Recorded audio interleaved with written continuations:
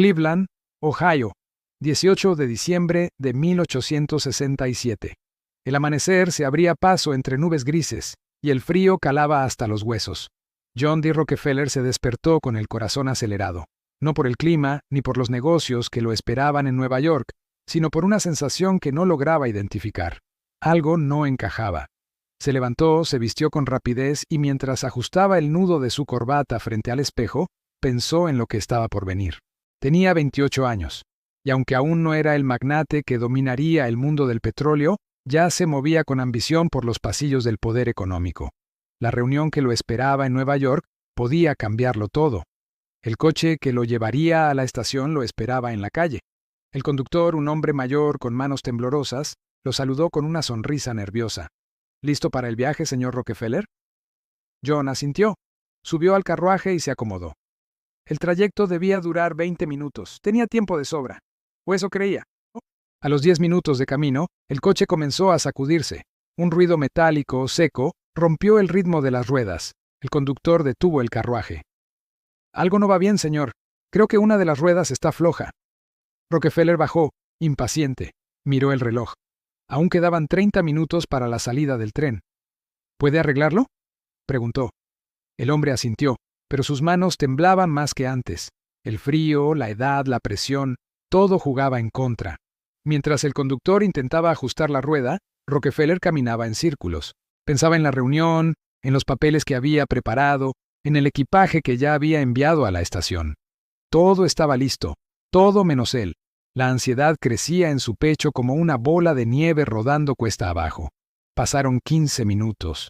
Luego, 20. El carruaje volvió a moverse, pero ya era tarde. Al llegar a la estación, el tren estaba a punto de partir. Rockefeller corrió por el andén, pero no lo alcanzó.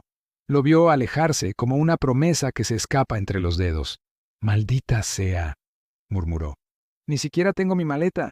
Un empleado del ferrocarril se le acercó. «Hay otro tren en 1 hora, señor. No es directo, pero lo llevará a Nueva York». Rockefeller asintió, resignado. Se sentó en una banca de madera, sacó su libreta de notas y comenzó a revisar cifras. Pero algo lo inquietaba, un presentimiento, como si el universo le hubiera empujado fuera de ese tren por una razón que aún no comprendía. Mientras tanto, el New York Express avanzaba con 3 horas de retraso por el gélido estado de Nueva York. A bordo, en el último vagón, estaba su asiento reservado, un vagón de madera, cálido por las estufas de carbón, compartido con otros 49 pasajeros. Ninguno sabía que ese vagón sería su tumba. El tren cruzaba el puente de Caballete sobre Big Sister Creek, cerca del pueblo de Angola. El puente crujió. El metal se quejó. Y entonces, el desastre. El último vagón se desprendió. Cayó por un terraplén de 30 pies. El impacto fue brutal. Las estufas encendidas convirtieron el vagón en una hoguera. El fuego devoró la madera, los cuerpos, los gritos. Solo 2 personas sobrevivieron. Rockefeller habría sido la tercera. Los habitantes de Angola corrieron hacia el lugar. Lo que encontraron fue una escena que desafía la imaginación. Cuerpos calcinados, rostros congelados en expresiones de terror y un silencio roto solo por el llanto de los sobrevivientes. El aire olía a muerte y a carbón quemado. El puente, partido, parecía una herida abierta en el paisaje. Horas después, Rockefeller abordó el tren siguiente. El paisaje nevado parecía indiferente a la tragedia. Pero al acercarse a Angola, el aire cambió. El humo aún se elevaba como un lamento. Los restos del vagón ardían como una advertencia del destino. El tren se detuvo brevemente. Rockefeller bajó. Caminó hacia el lugar del accidente. El olor a carbón quemado y carne calcinada le golpeó como una bofetada. Vio su maleta intacta entre los escombros. La reconoció por las iniciales grabadas en el cuero.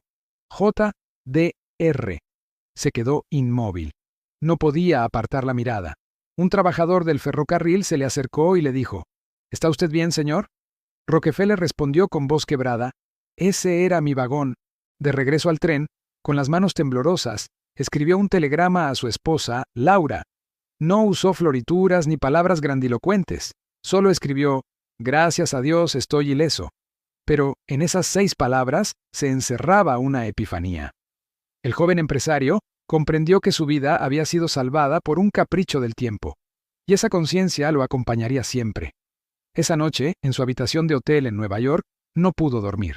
Miraba el techo, escuchando el crujido de la madera, imaginando los gritos, el fuego, el humo. Se preguntaba por qué él había sido el que se salvó. ¿Qué propósito tenía su vida que merecía continuar? Recordó a su padre, un hombre de negocios errante, y a su madre, devota y austera. Recordó los días en que contaba cada centavo, los libros de contabilidad que llenaba con precisión obsesiva y la promesa que se había hecho a sí mismo, llegar a ser alguien. Pero esa noche, esa promesa se tiñó de algo más profundo. No solo quería triunfar, quería justificar su supervivencia.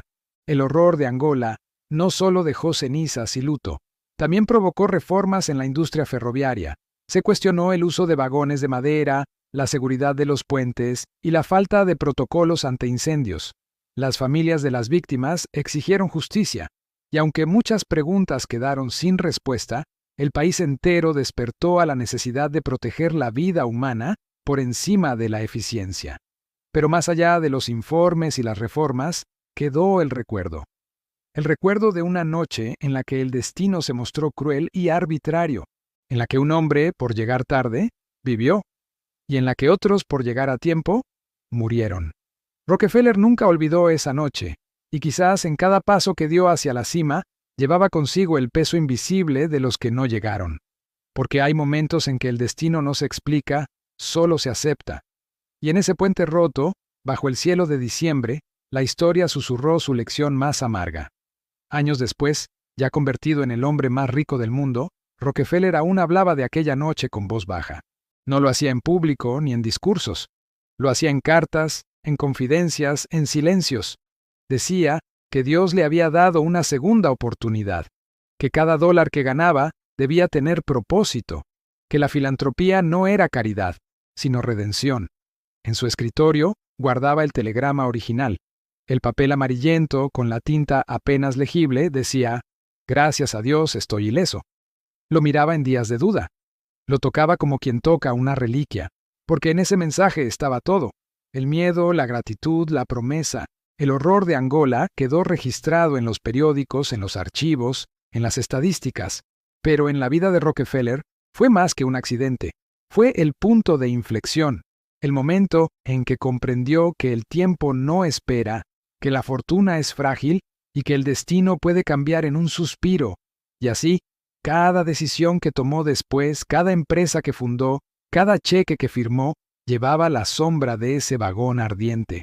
Porque hay trenes que no se toman y hay vidas que se salvan para cambiar el mundo. La historia de Rockefeller es un recordatorio de cómo un simple retraso puede alterar el curso de una vida, y con ella, el curso de la historia. Aquel día de diciembre, el destino jugó sus cartas de una manera inesperada. Un hombre que estaba destinado a morir, vivió. Y en esa supervivencia, encontró un propósito que lo impulsaría a convertirse en una de las figuras más influyentes de su tiempo. Cada vez que miraba atrás, hacia ese día frío de diciembre, Rockefeller sentía un escalofrío. No era solo el recuerdo del horror, sino la conciencia aguda de lo cerca que había estado de la muerte. Esa experiencia lo cambió para siempre, moldeando no solo su visión de los negocios, sino su perspectiva de la vida misma. En los años que siguieron, mientras construía su imperio petrolero, Rockefeller nunca olvidó la lección de Angola. La fragilidad de la vida, la importancia de cada momento, el peso de las decisiones. Todo ello se convirtió en el combustible de su ambición, pero también de su conciencia. Y así, el hombre que debía morir ese día no solo vivió, sino que vivió con un propósito que lo llevaría a cambiar la industria, la economía y, en última instancia, el mundo. Porque a veces, la diferencia entre la vida y la muerte es tan simple como perder un tren. Y a veces, esa diferencia es todo lo que se necesita para reescribir la historia.